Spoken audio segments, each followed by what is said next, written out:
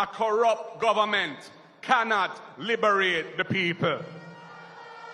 If the head of the stream is corrupt, the entire river will be also. I do not support corruption. Corruption takes money away from children's education. It deprives hospitals of basic necessities. It means that roads are not fixed. Corruption deepens inequality. It siphons off taxpayers' money to make a few cronies richer with the political connections instead of benefiting the people. This government has been doing everything it can to weaken and undermine the Integrity Commission, which is an institution that I designed as Minister of Justice and brought the legislation to Parliament to fight corruption in this country. I have said it before and I will tell you again. Jamaica cannot move forward without a government built on integrity that embraces principles of good governance in this country. Labour rights, Jamaicans, we are on our way out of the wilderness that the PNP led us in and kept us here for over 18 and a half years. We are marching out of the wilderness. We have now shown that we can get your children employed. We have shown that we can pay down the national debt.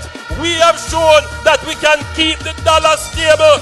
We have shown that we can build more road than any other government has ever built before in Jamaica. We have shown that we can build houses for you, and we are going to ensure that there is peace in the land so that all Jamaicans can enjoy sweet, sweet Jamaica. God bless you. Peace and prosperity.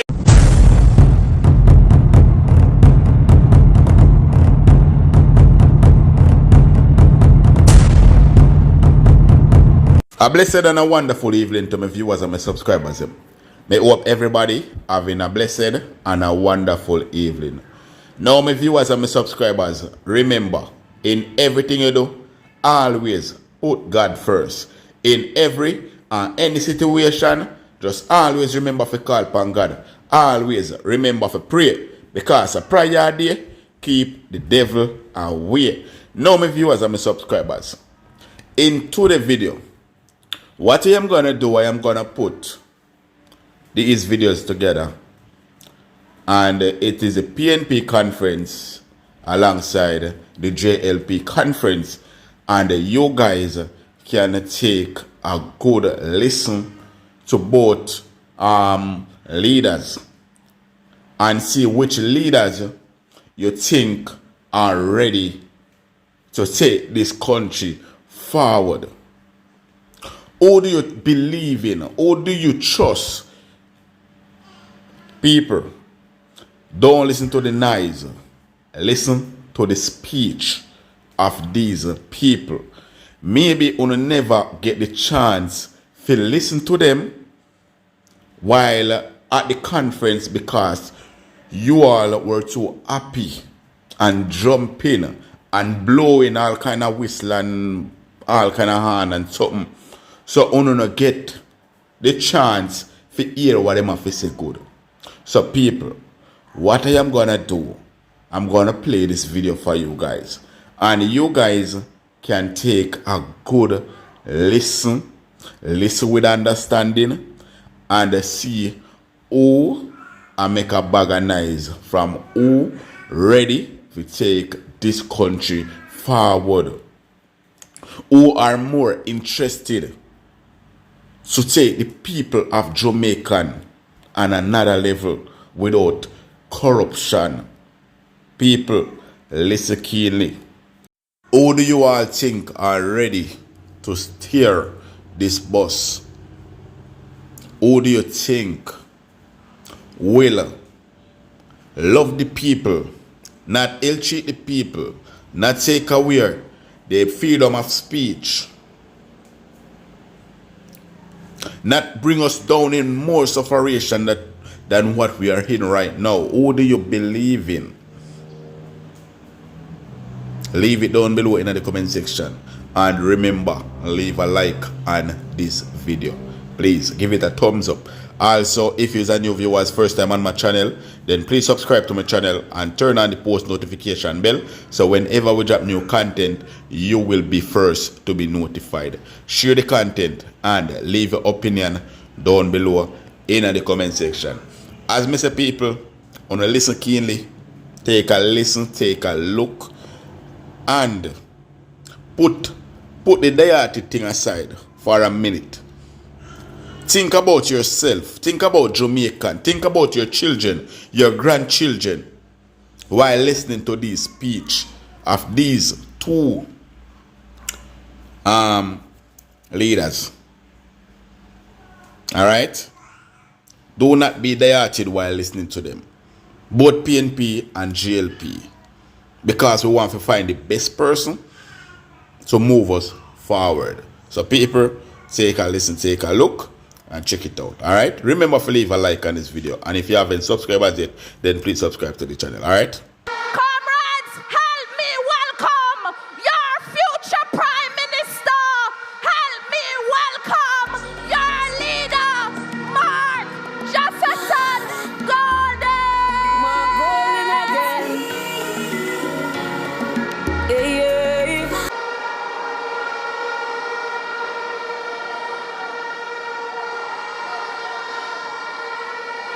Comrade Chairman, Comrade former party leader, Dr. Peter Phillips, all of the comrades on the platform, all of the PNP stalwarts, warriors and workers, supporters who have come in your thousands to be here this Sunday to be present for the 85th annual conference of the People's National Party. Members of the diplomatic corps, distinguished guests, persons at home watching on the stream live, I greet you well. PNP, massive, you're here and the river come down bank to bank. Turn up the thing. Turn up the thing.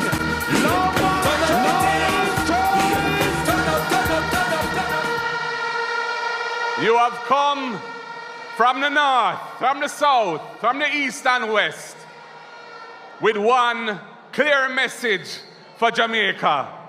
Time come now. We are here together as a family dedicated to taking Jamaica in the right direction for a powerful future of hope for our people. And speaking of family, I want to acknowledge the rock, the love of my life, my wife, Sandra. Big up. We have all come here together today to lift every voice and say, time come now. So let me hear you say, time come now. We need a people-centered strategy for development of this country. So we need to change the paradigm. The General Secretary has said there are two Jamaicas, and he has expressed it vividly with examples. And it is true, it is a reality. But there is hope, because the power to achieve the change we need resides in the people of Jamaica. The people have the power to make the change.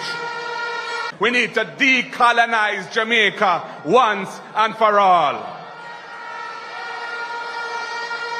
We in the PNP have no interest in moving to a republic while retaining the King's Privy Council in London as Jamaica's final court. That does not make sense to any progressive person.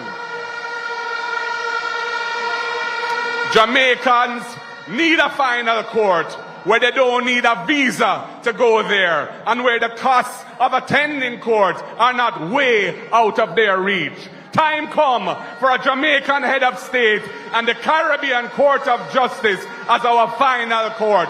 Decolonization now. We also want to make the government accountable to the people of Jamaica in the parliament. That is why I brought the impeachment bill to parliament. So then, when a politician violates the sacred trust of the people, he or she will be held accountable. We want to make the elected people more accountable to those they represent. We must introduce a recall mechanism for non-performing elected representatives, as other parties and countries have done around the world. And we must restore the convention where the committees of parliament are chaired by the opposition. That was an innovation started by the other party, by a previous prime minister, and continued by us when we were last in government. But in 2020, Andrew Holness changed course with it. Those committees are supposed to be a check and balance on the government. They cannot be effective if they are controlled by the government. When Andrew Holness reversed the convention after the 2020 election, it was a retrograde step. And I tell you, he never put it in his manifesto that he'd be doing that. People, a corrupt government cannot liberate the people. If the head of the stream is corrupt, the entire river will be also. I do not support corruption. Corruption takes money away from children's education. It deprives hospitals of basic necessities. It means that roads are not fixed. Corruption deepens inequality. It siphons off taxpayers' money to make a few cronies richer with the political connections instead of benefiting the people. I have said it before and I will tell you again. Jamaica cannot move forward without a government built on integrity that embraces principles of good governance in this country. That is what I believe in. That is how I live my life. I, Mark Jefferson Golding, am a born Jamaican, son of the soil. While things look good on the books, we are not balancing people's lives, as Sister P would say. Our economy is not delivering prosperity for the majority of our people. The education system is failing our children. And our society is plagued by high levels of violent crime. How can any government claim they deserve another term in office when this is the record and this is what they're delivering for the people of Jamaica?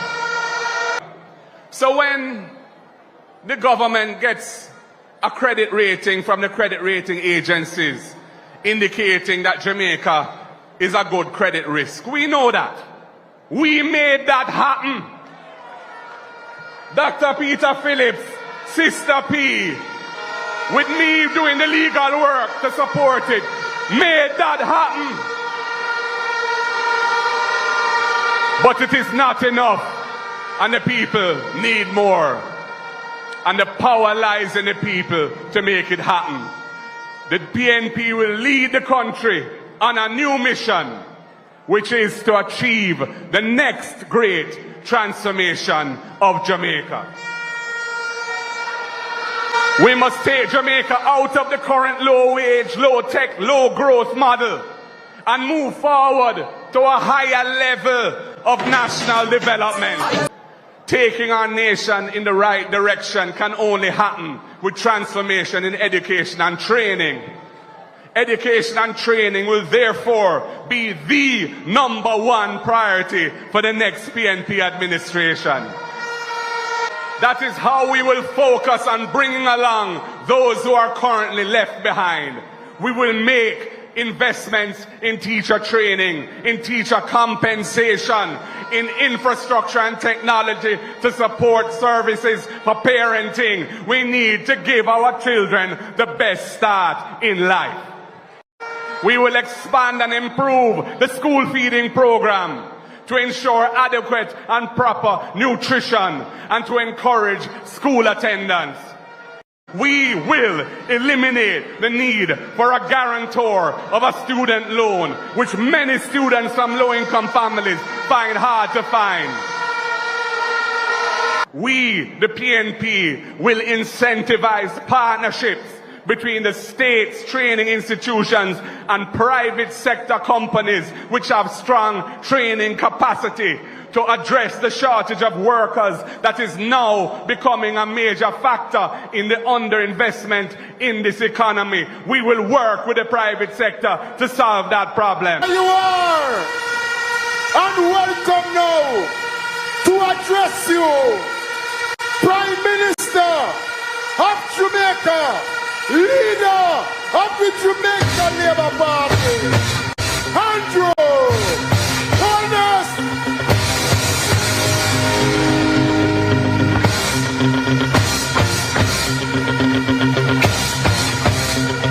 Who can trip with this? Hold on, selector. Who can drift?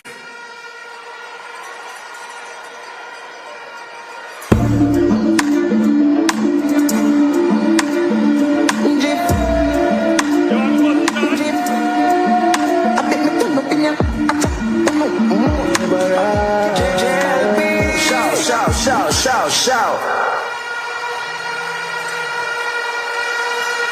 I want to thank our long-standing chairman of conference, Minister Desmond Mackenzie. Ever since I'm coming to conference, Desmond has been the master of the proceedings, and he has done an excellent job.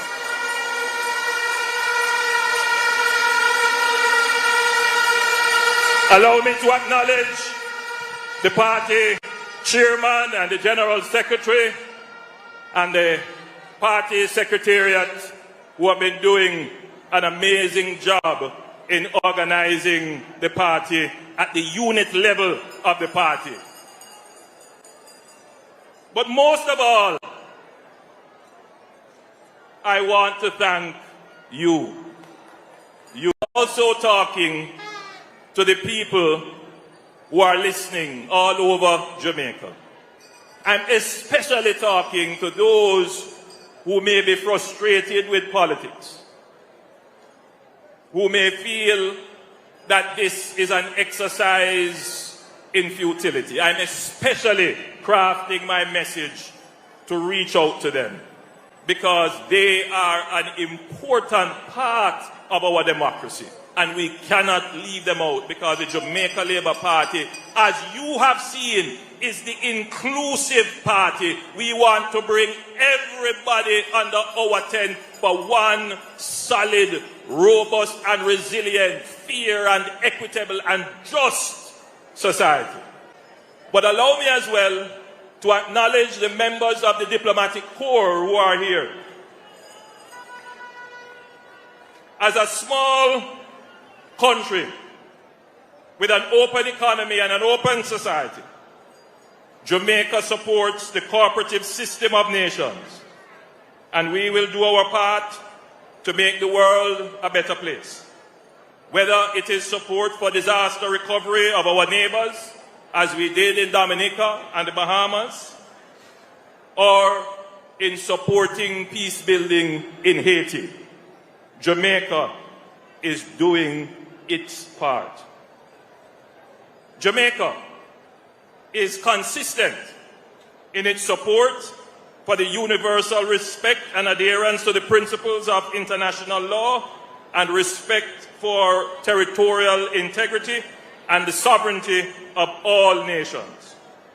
We condemn all forms of terrorism, and we support the right of nations to defend themselves and pursue their security while preserving the rights of innocent civilians to live in peace and dignity. Security, a sore subject that is always on our policy agenda. One of the things that we have done, for decades they have been talking about the transformation of the police force. You see our police force today? Transformed. Man commit gruesome murder, and within days he's found. No matter where him think him can hide, we now have invested heavily in the technology. We have built the partnerships. We have bought the equipment. We have trained our policemen in forensic. We have trained them in investigation, and they will find you wherever you are when you have committed a crime. But I want to tell you that we need to do more in preventing the crimes from happening. And that is why we are increasing the penalties for some of these gruesome crimes. It is always a puzzle to me that there are some people who want us to be soft on crime. There are those who have no sympathy for the victims. It would appear that they have more concern about the perpetrator. We must protect the innocent citizens of our country. We must support the victims of crime. We must never give any preference or any preferential treatment to the criminals.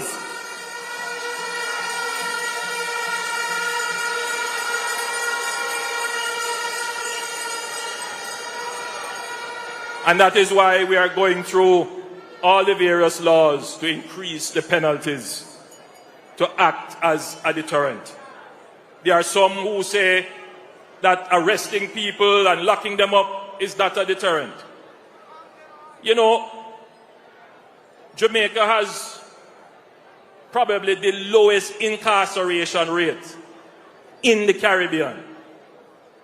Now, I want to talk about roads. Roads.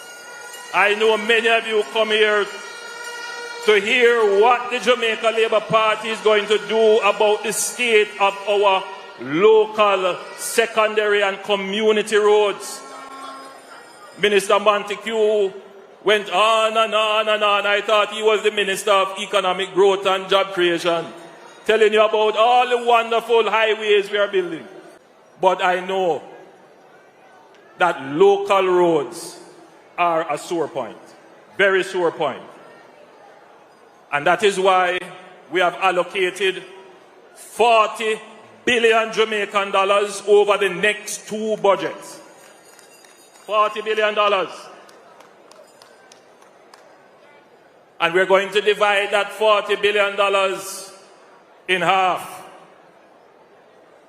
We're going to spend in the first year $20 billion divided equally per constituency. And we are going to fix the local roads. My friends, next year, at a date to be announced,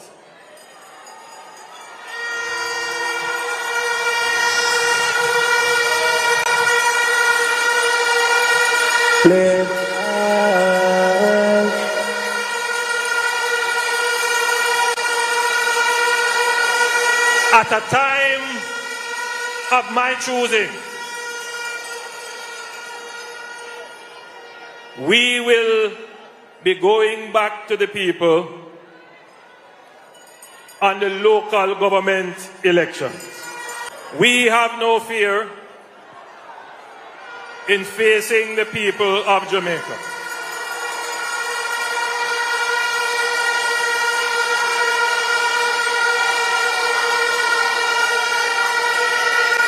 We believe in the people of Jamaica. We know that there is a generation of Jamaicans who were not born in the 1970s. And they have no clue as to how the other party destroyed Jamaica. They have no clue.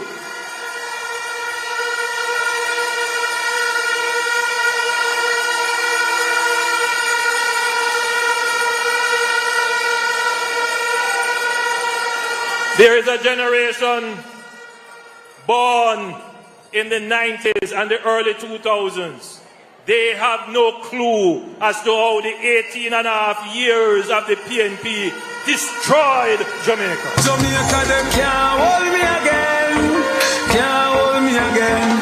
Bad mind can't hold me again. Can't hold me again. And so we know we have a task to educate them. It's a long time that I have not gone into what I call the historical politics, so that the full context of where we are today is understood. Our young people need to appreciate how far we are coming from and what we had to struggle against, so that they can understand what we have achieved today and how we have transformed Jamaica into the gem of the Caribbean.